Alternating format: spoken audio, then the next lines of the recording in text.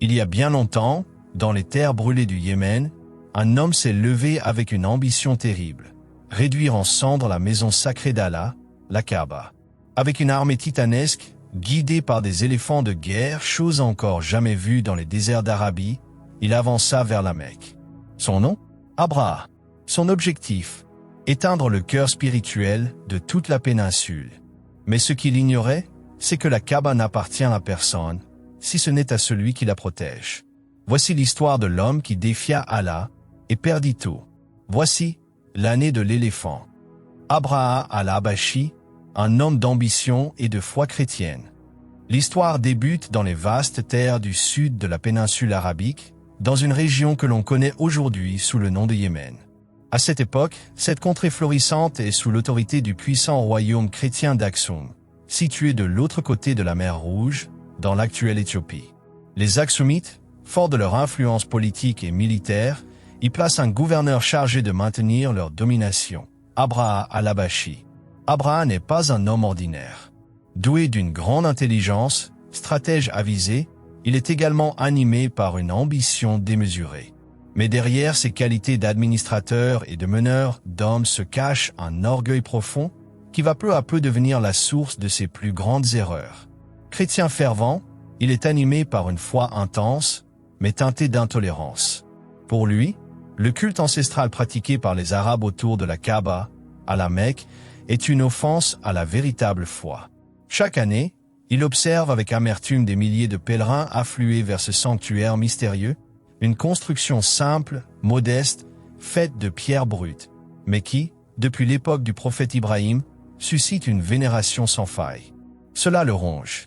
Comment un simple édifice, perdu dans une ville pauvre et aride comme la Mecque, peut-il attirer tant d'âmes, alors que lui-même cherche à ériger un grand centre religieux au Yémen? La jalousie d'Abraha ne cesse de croître. Il rêve de détourner ce flux de pèlerins, de faire du Yémen un pôle spirituel éclatant, éclipsant la Mecque et sa Kaaba ancestrale. Pour cela, il construit une imposante cathédrale à Sanaa, espérant que les Arabes délaisseraient leur sanctuaire pour venir honorer le sien.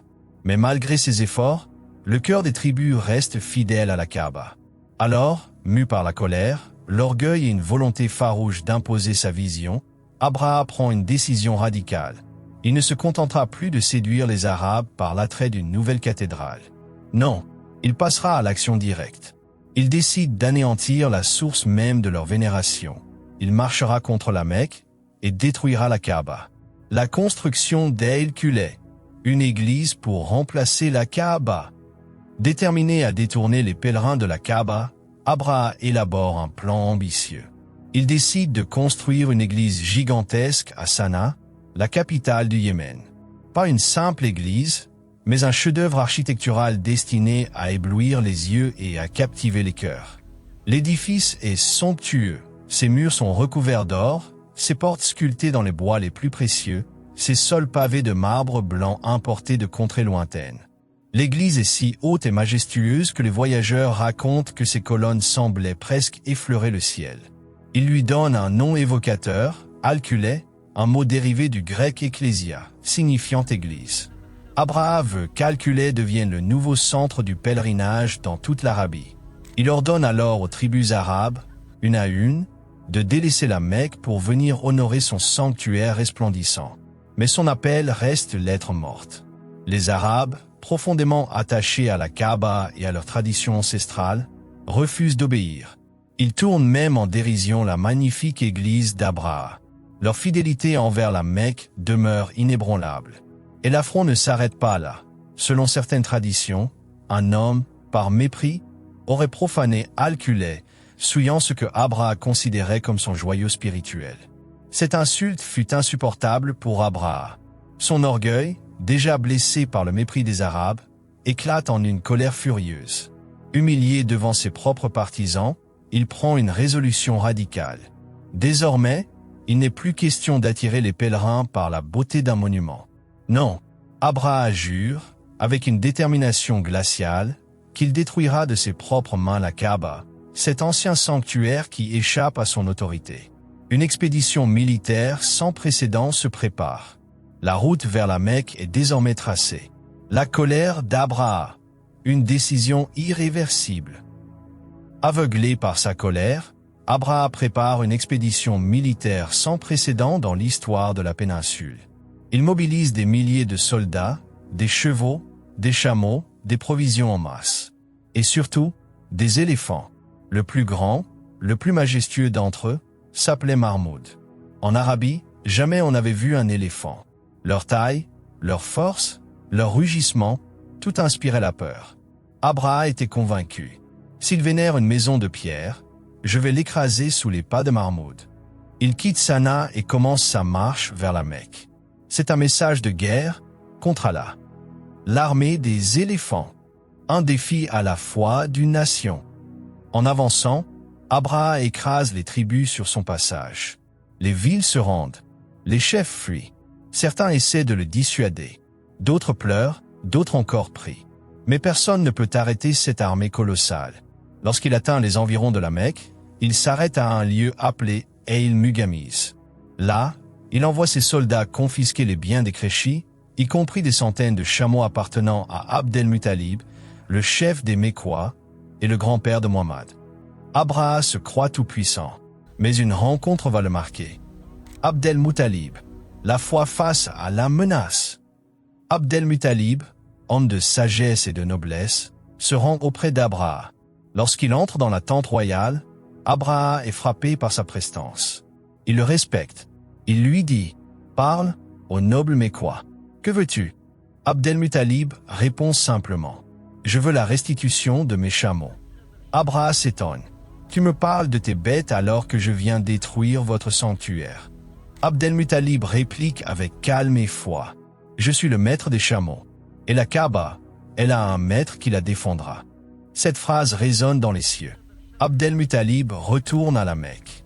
Il ordonne aux habitants d'évacuer la ville. Puis, il se tourne vers la Kaaba et prie Allah. Le moment est arrivé. Le refus de Marmoud. Le miracle commence. Le lendemain, Abraha ordonne l'attaque. L'éléphant Marmoud est poussé en avant. Mais il s'arrête. Il refuse d'avancer vers la Mecque. Il le frappe. Il le crie. Il le tourne dans d'autres directions. Vers le sud, l'est, l'ouest, il marche. Mais dès qu'on le tourne vers la Kaaba, il s'agenouille. L'armée hésite. Un murmure d'inquiétude parcourt les soldats. Soudain, le ciel change. Des nuées noires s'approchent. Ce ne sont pas des nuages, mais des oiseaux. Les oiseaux Ababil. La défense d'Allah. Le ciel, d'un bleu éclatant, s'assombrit soudain. Un grondement étrange résonne au loin. Surgissant de l'horizon, des myriades d'oiseaux, les Ababil, descendent en formation serrée, tels des armées célestes. Dans leurs serres aiguisées, dans leurs becs fermes, ils portent des projectiles brûlants, des pierres d'argile enflammées, appelées sigil. Chacun de ces oiseaux vole droit vers sa cible, infaillible. Les pierres pleuvent du ciel avec la force du tonnerre. Elles transpercent les soldats comme la flamme dévore le bois sec. L'armée d'Abraha, si fière, si puissante, se retrouve en déroute totale. Les éléphants, terrifiés, piétinent tout sur leur passage, écrasant hommes et tentes. Les soldats hurlent, fuient, chutent, emportés par la panique. Abraha, l'orgueilleux conquérant, n'est pas épargné. Une pierre le frappe. Son corps, rongé de l'intérieur, commence à se désagréger, morceau après morceau, à chaque pas sur le chemin du retour. Lui qui voulait détruire la Kaaba meurt misérablement, consumé par la colère divine, sans jamais avoir pu atteindre le sanctuaire.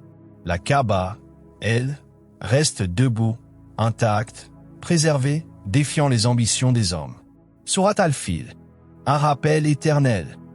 Cet événement marquant est mentionné dans le Coran, dans la Sourate al-Fil. N'as-tu pas vu ce que ton Seigneur a fait aux gens de l'éléphant? Une sourate brève, mais puissante. Un rappel que même les armées les plus redoutables sont insignifiantes face à la volonté divine. La naissance du prophète. L'année de l'éléphant. Cette année-là, peu de temps après cet événement, naquit un enfant dans une famille humble de la Mecque. Un orphelin. Cet enfant s'appelait Muhammad. Il grandira pour devenir le dernier des prophètes, le sceau de la prophétie. Le même Allah qui a protégé la Kaaba l'a envoyé pour guider l'humanité. Ce lien entre l'histoire d'Abraham et la naissance du prophète n'est pas une coïncidence, mais une sagesse divine. Leçon pour aujourd'hui. La puissance d'Allah. Cette histoire n'est pas seulement un ancien récit que l'on raconte pour se souvenir.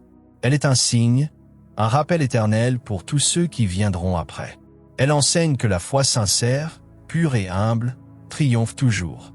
Que face aux plus grandes puissances, face aux injustices les plus cruelles, Allah suffit amplement comme protecteur. Celui qui se confie à lui, du plus pauvre au plus fort, du plus faible au plus influ, ne sera jamais abandonné.